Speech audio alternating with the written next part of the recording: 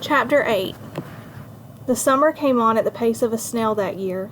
The breeze was downright cool in the evening, stirring the tree frogs and crickets back to life. It was hard to tell it was June after the sun went down most nights. It was mild, the heat almost bearable, much closer to April weather or late October.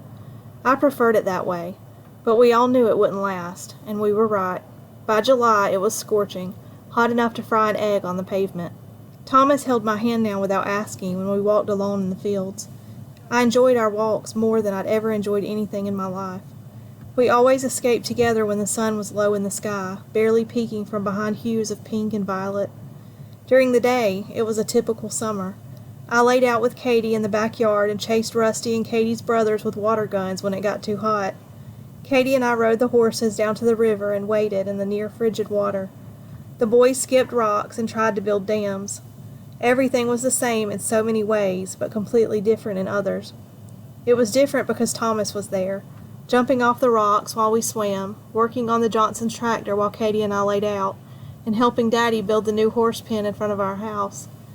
Thomas did anything he could to make money, but no matter how busy he was during the day, he always found me in the evenings.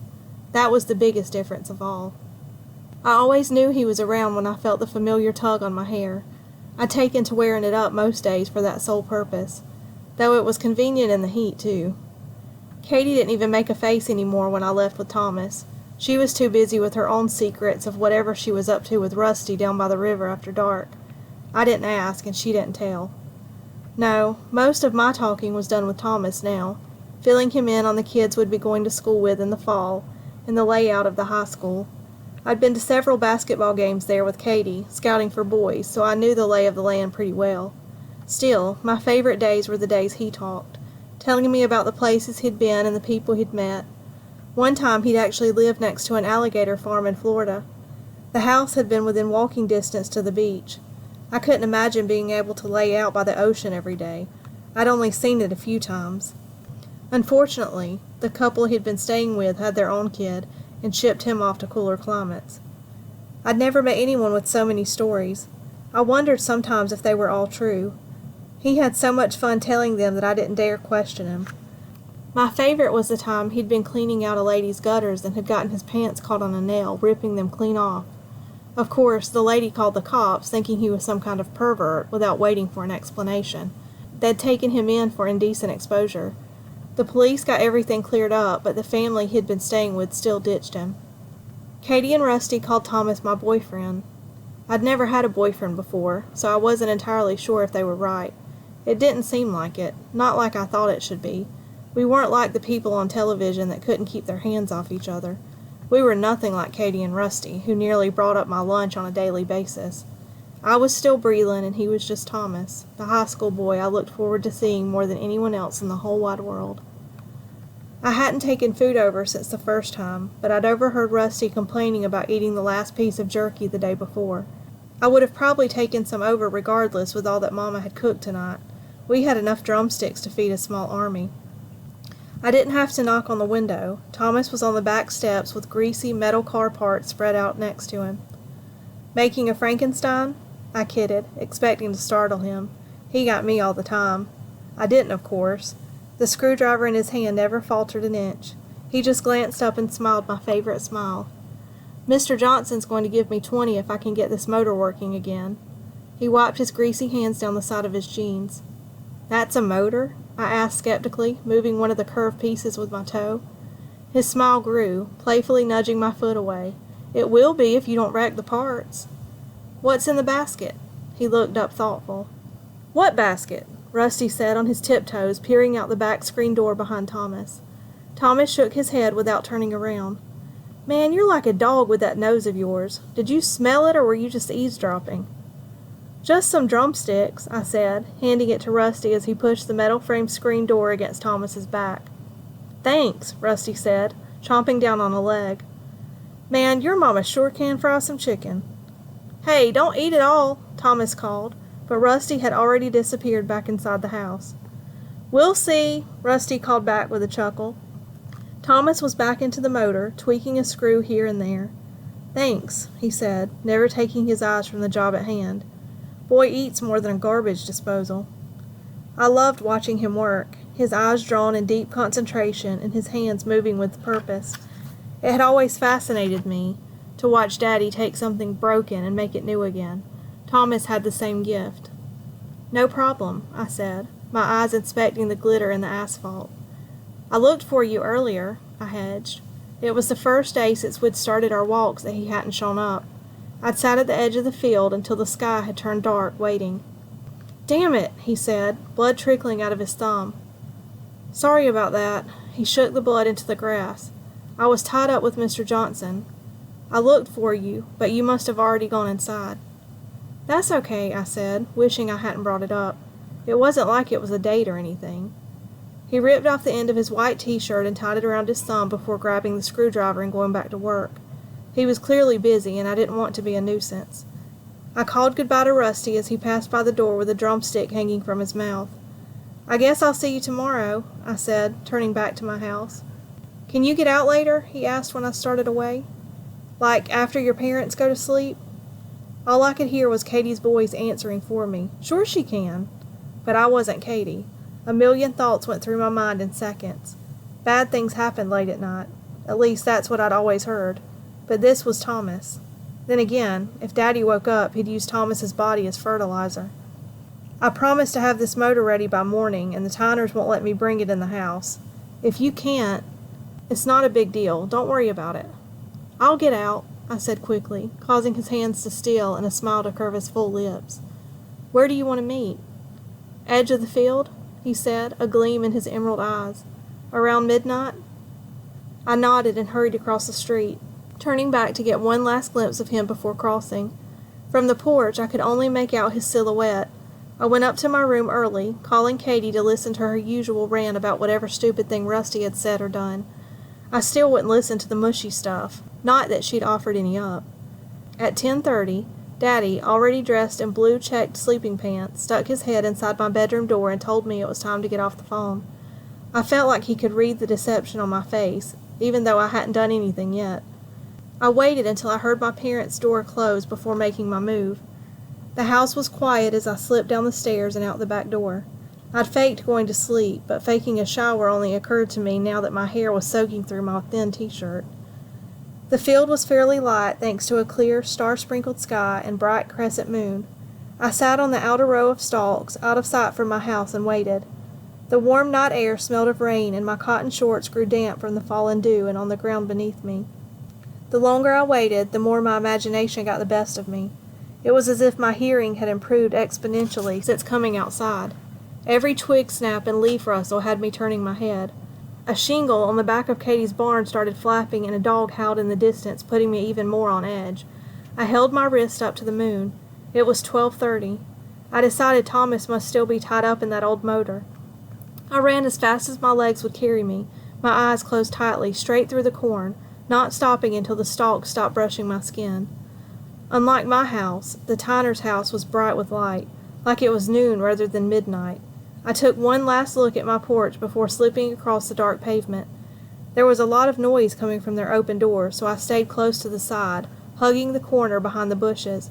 I could hear what sounded like someone organizing pots and pans. That's the only noise that loud I'd ever heard at my house.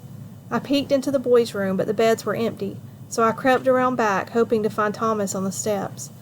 I jumped back into the shadows when the screen flew back against the house. It was Mrs. Tyner, an armful of clothes leaving her arms. The paint-chipped back steps where Thomas had sat earlier had the makings of a garage sale. Then, the loud clanging started back, only louder this time and definitely not pots and pans. It was hard to make out what all the yelling was about beyond the swearing. "Bree!" Thomas's voice startled me from behind. "What are you doing here?" He looked near panicked, his eyes darting from me to the yelling within the house and back again.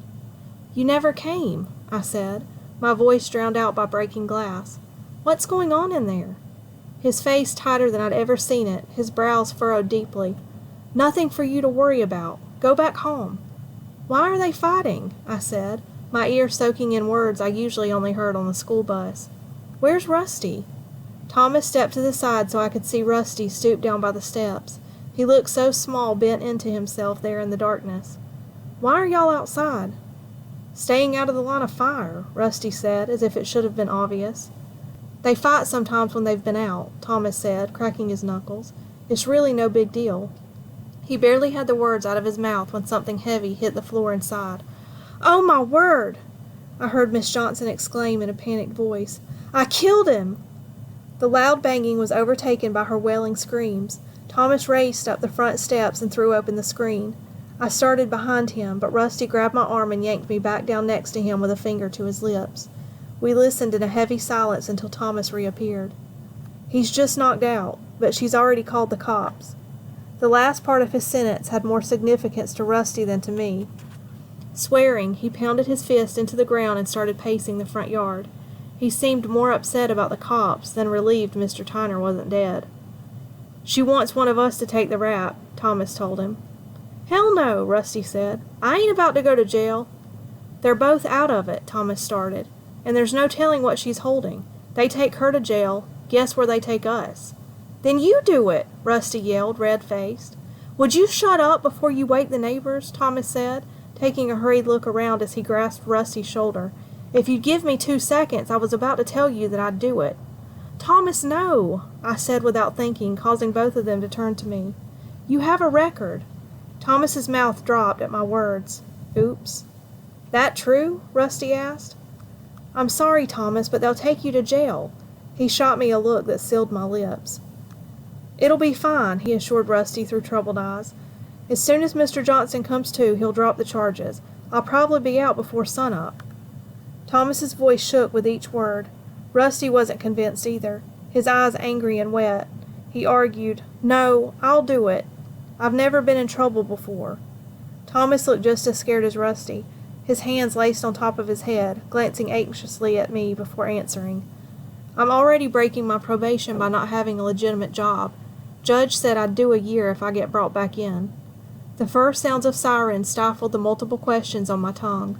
My parents would definitely hear the commotion. I needed to move. "Fine," Rusty said, wiping his nose on the back of his hand. "It's settled then. Get out of here," he yelled angrily at Thomas.